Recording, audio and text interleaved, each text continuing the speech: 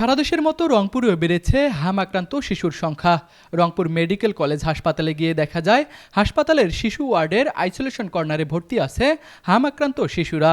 Treatment করাচ্ছে।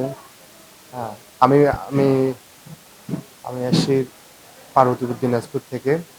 হ্যাঁ, ওনারা বলতেছে যে এখন আমার বাচ্চার অবস্থা ইমপ্রুভ করছে। ওরা নিজেরাই দেখে ডিসিশন করে, আমরা ওষুধ এনে দিই, বাইরে থেকে ওষুধ নিয়ে আসি।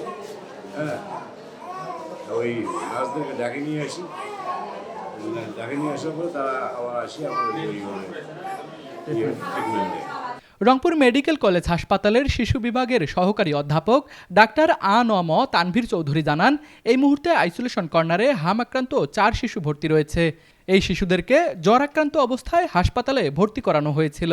বাংলাদেশের অন্যান্য জায়গার মতো রংপুরে হামের রোগীর সংখ্যা কিছুটা বেড়েছে, তবে ঢাকা বা রাজশাহীর মতো প্রকোপটা অতটা বেশি না হলেও 2-3 দিন ধরে আমাদের হামের রোগীর সংখ্যা বাড়ছে। এই মুহূর্তে আমরা রংপুর মেডিকেল কলেজ হসপিটালের শিশু বিভাগে হামের জন্য আলাদা আইসোলেশন কর্নার করা হয়েছে। সেখানে বর্তমানে 4 জন শিশু ভর্তি আছে, তারা চিকিৎসা চলছে এবং তারা স্থিতিশীল আছে। আর এটা হচ্ছে যে হামের সাধারণত অন্যান্য ভাইরাল রোগ যেভাবে আসে জ্বর নিয়ে, হামের ক্ষেত্রেও থাকে, জ্বর থাকে। র্যাশটা যেটা এটা প্রাথমিকভাবে সাথে সাথেই থাকে না, কয়েকদিন পরে সাধারণত র্যাশ তৈরি হয়, 3-4 দিন পরে। এরপরে এর সাথে বাচ্চার চোখ লাল হতে পারে, নাকে পানি পড়তে পারে, হামের কিছু জটিলতা আছে, সাথে নিউমোনিয়া বা ডায়রিয়া থাকতে পারে। তো হামের ক্ষেত্রে যেটা একটু চিন্তার বিষয় যে হাম আসলে অন্যান্য ভাইরাল রোগের চেয়ে একটু আলাদা।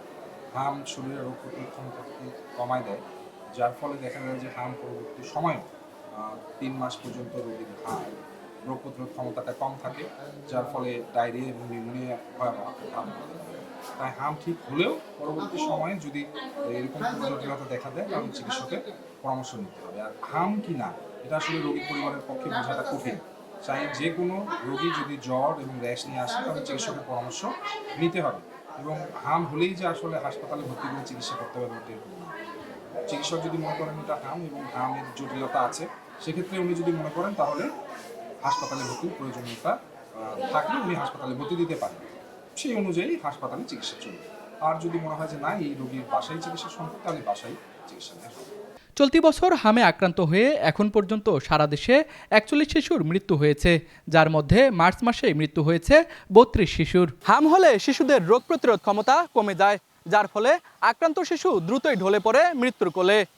শিশু বিশেষজ্ঞরা বলছেন, সময় মতো হামের টিকা না নেয়ার কারণেই তৈরি হয়েছে এমন পরিস্থিতির। অভিভাবকদের সচেতন থাকার কথাও বলেছেন বিশেষজ্ঞরা। রংপুর মেডিকেল কলেজ হাসপাতাল থেকে রাশেদ হোসেনের ক্যামেরায় তুষার আচার্য, RCTV।